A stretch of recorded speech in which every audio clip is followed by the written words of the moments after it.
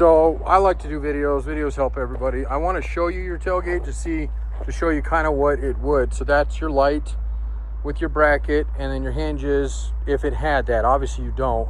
And if you were to go back to the style, which it depends if they filled in anything on the tailgate to kind of make it, smooth it out. If they did, you'd end up with another tailgate, which would at least hide most of the stuff that they had done, but you'd still have, which would be covered mostly, but you'd still have your whatever they did down here. So that's what it would look like. Okay, there should be a grommet again. If they didn't do this, or they smoothed all that out and filled it in, then you won't have that kind of stuff. But factory, that's what it looks like. And this is really, there's no wiring that goes through here. It goes into this button. Okay, and then they have the 2 contact points here, and that's really what gives you your brake light and tail light out of that guy. So that's what it would be if you went to that. And we obviously don't need to do that right now, but if it's something down the road, at least you see kind of what you're missing and what you would have. I'm going to pause the video and just bounce around a little bit and try to show you everything on the front and rear bumper, and then I got to take off and do a real quick errand. But we're not leaving till probably tomorrow night, Friday, so we have till then, tomorrow in the AM, to get Kevin to pull what we need. And again, just bear with me for just a second. I'm going to pause this video. Perfect, I'll show you. This one's got a light bar mounted on top, but it won't. So this is what we call like a loaded factory bumper. So you have your bumperettes, which are off to the side. That's actually not in bad shape. And then you have your bumper pads. This is all factory. And then they mounted a light bar on top. Obviously, we can take that off. And then here's your sway bar cover. So without that, you really get that nice clean look. So that's one way people go. And it is factory. That's why I want to make sure you know that this way versus the way I'm going to show you here in a second. If I can find one. Let me see if there's another one around here. And the one thing I don't think that thing has on it, but it could have, and it depends. Again, was an option, was the little tow hooks. They don't quite look like these guys. Matter of fact, there's one on this one. I'll show you what they had, and some of them had, some of them didn't.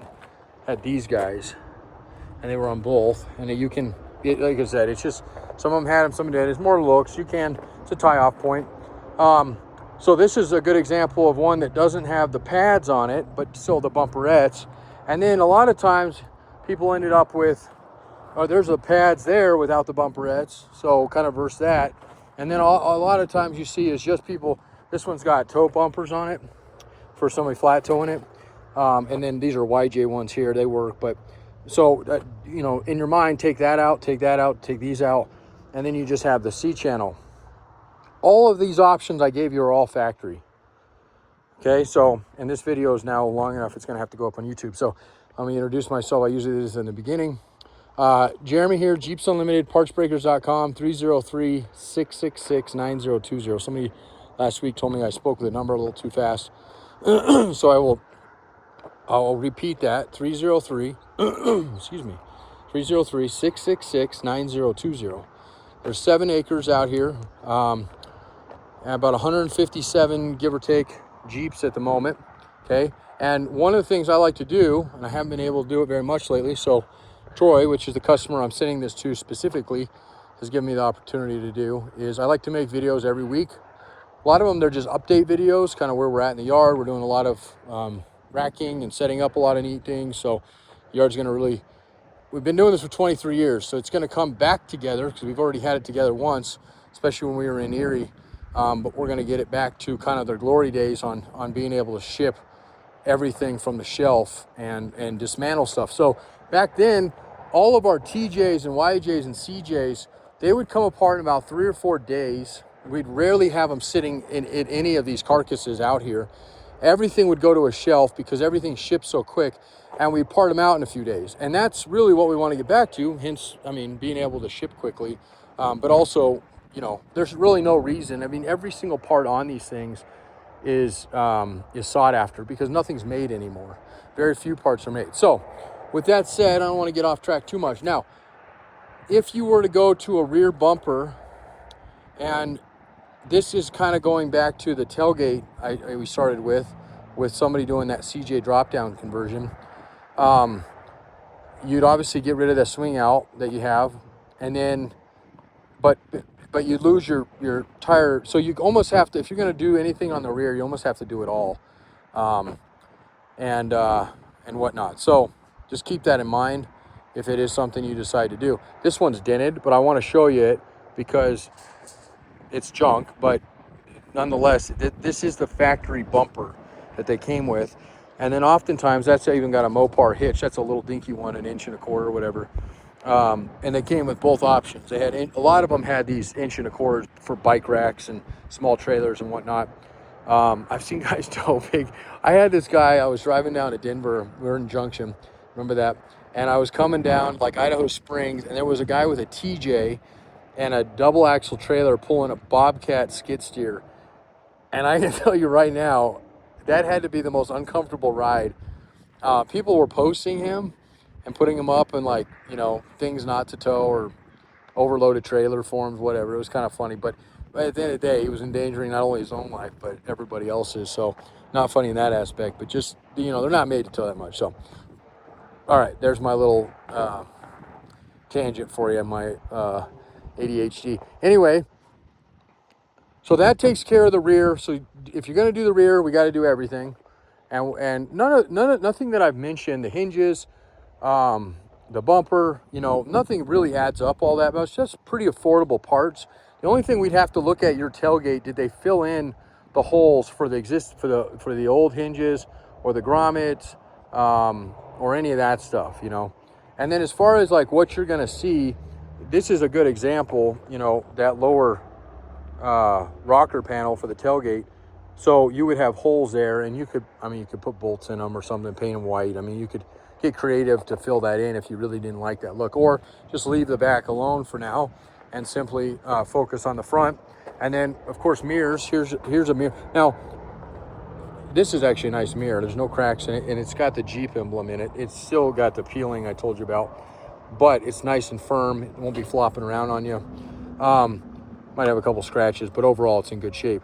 If yours doesn't have the Jeep mirror, like the little logo there, it means it's an aftermarket one, and there's a ton of them out there.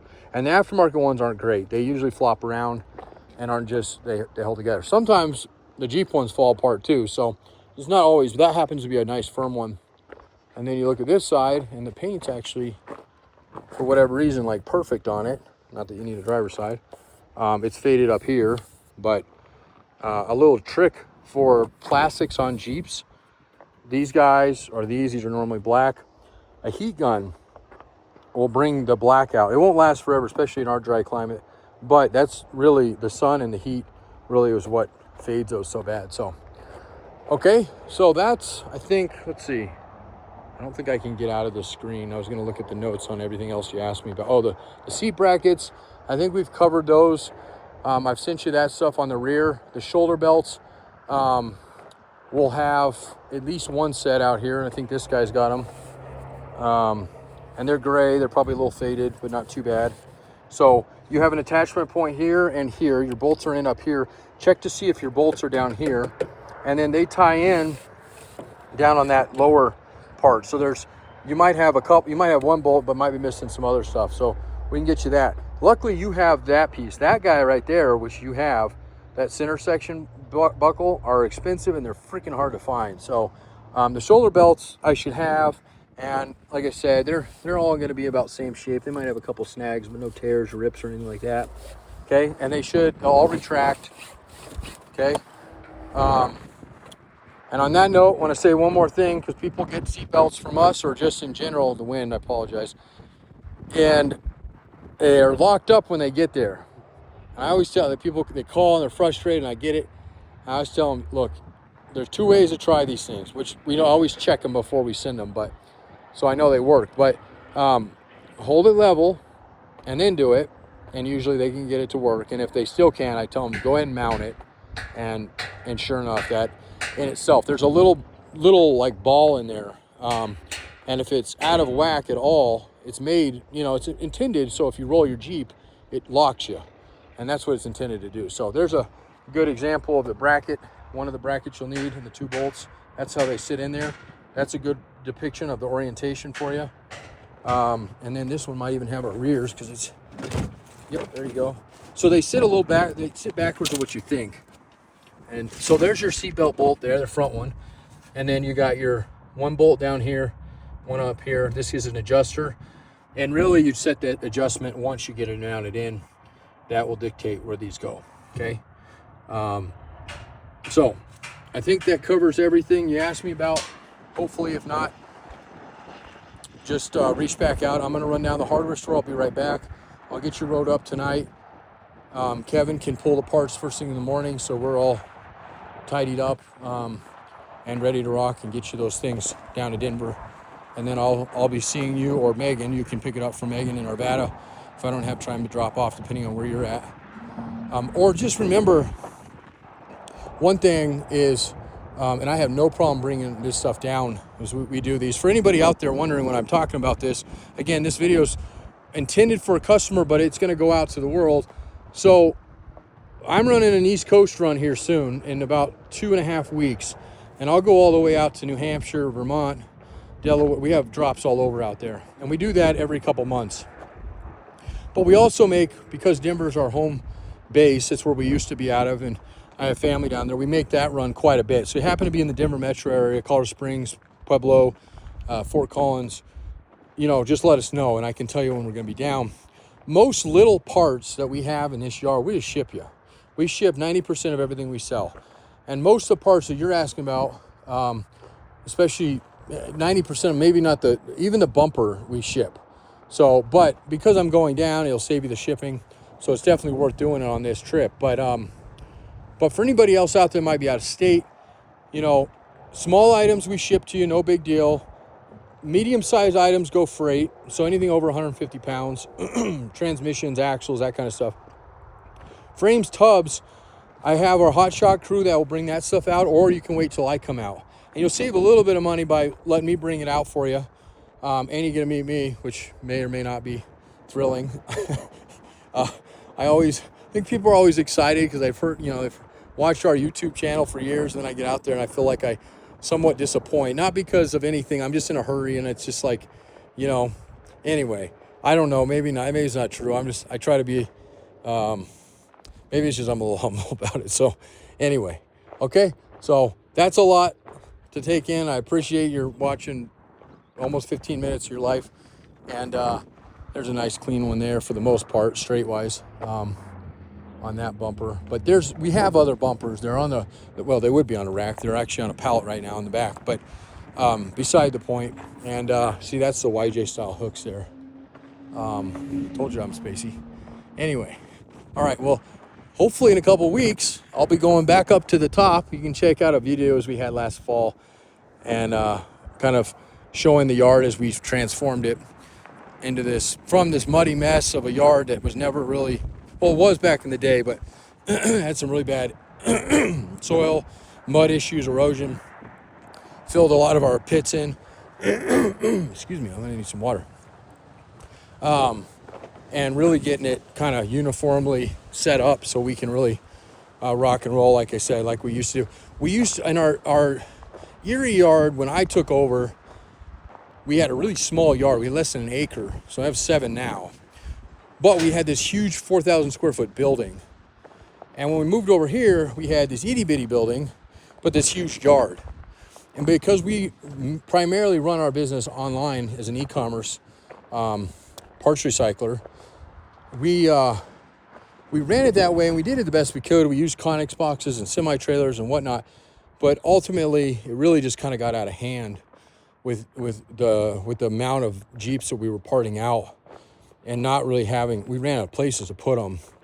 We want sound bars, sitting out. I mean, this stuff's waterproof. I mean, it's made to be out in the weather, but it fades real bad.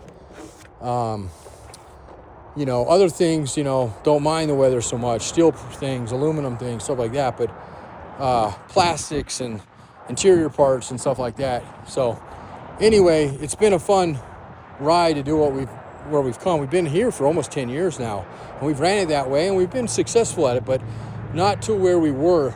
Even with a smaller yard, we didn't have, we had to be really careful about vehicles that we bring in and make sure that we got them apart and on a shelf. And that's why we were forced to do it that way. But in forcing us to do it that way, it kind of uncovered this. Oh, this is actually a good way to do it. Most big yards won't even touch the e-commerce side, and if they do it on a very minimal scale with your main components. And we've said, okay, we'll do those main components, but we want to go after the stuff that really isn't made anymore, isn't easily found anymore, isn't easily available anymore, or frankly just rots out on most vehicles, especially Midwest, East Coast stuff. So, and then on top of that, we have a full service shop. I have I have one fabricator, mechanic, and then I have just one absolute amazing mechanic who's also our engine builder. And so we stay very busy with that and really take on kind of select work. So, okay. All right. Thanks a lot. 303-666-9020. Again, partsbreakers.com. That site will change drastically as well as we get more listed. And we'll go from there.